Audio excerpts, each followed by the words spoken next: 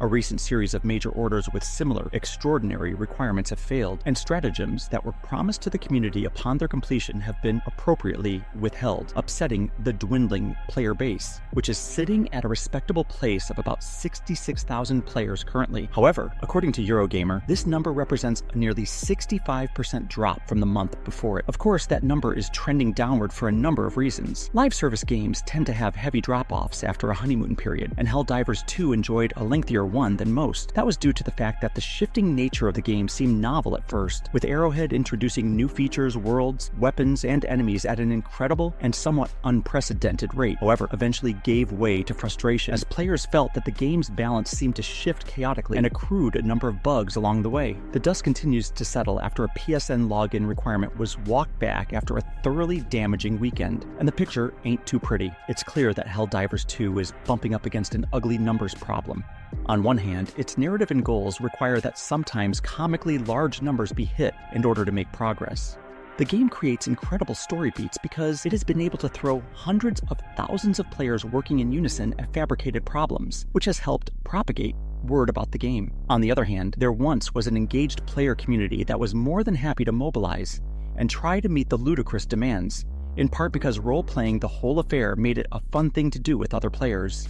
Now, the recent kick-up, as well as several other unfortunate missteps, have soured a good deal of what's left of the community. There are some obvious solutions to this, like Arrowhead lowering the numbers for these major orders to adapt to the fluctuating player count. This would be the easiest answer to Helldivers 2's current situation, and seems like a surefire way to ameliorate issues with the fanbase that's ripping itself apart at the moment and tearing the game a new one while they're at it. If we look at the subreddit, one user succinctly posted a meme of a vicious cycle where the studio locks new content behind major orders which are then failed, which then leads to diminished player counts over less content and feeds back into the first point. In another subreddit, someone shared a post asking, "We're really gonna fail back-to-back major orders?" These major orders are also simply the tip of the iceberg when it comes to Arrowhead's ongoing issues, including the number of regions the game still has not returned to, and its constantly shifting balance, which has been upsetting players for months. If the studio decides to hold, it isn't impossible to imagine that the current major order won't be completed either, though the player base does have the extended holiday weekend to complete it, so it's just as likely that they come through with all that extra time, so it could really go either way.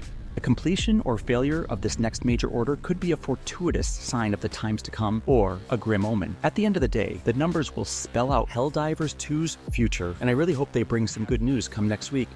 I want to bring your attention to a contrasting point from another user, and then I want to know what you think about all this. Username Boy777 took to Reddit to implore the Helldivers 2 community to calm down in the face of the constant complaints and wait to see what the future holds for the game now that Johan Pelestet is focusing on development and updates updated will be published less frequently. The Reddit user acknowledges that there are things we need to weigh in on, such as some of the more direct balances, major order pricing and how they are displayed, assigned, better information for players outside of Discord, patrols, etc. All very valid and important things to talk about. They also noted that negativity within the community would undoubtedly turn potential players away from the game, and that many are going into new updates with a negative mindset, such as expecting the new Emancipator exosuit mech is bad, and are therefore less likely to leave with it a positive view of it.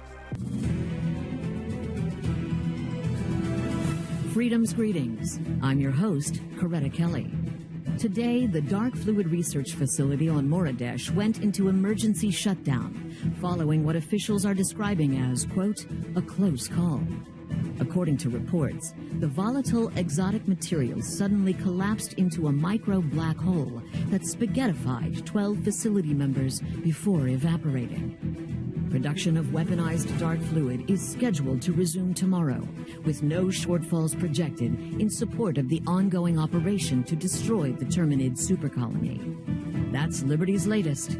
I'm Coretta Kelly.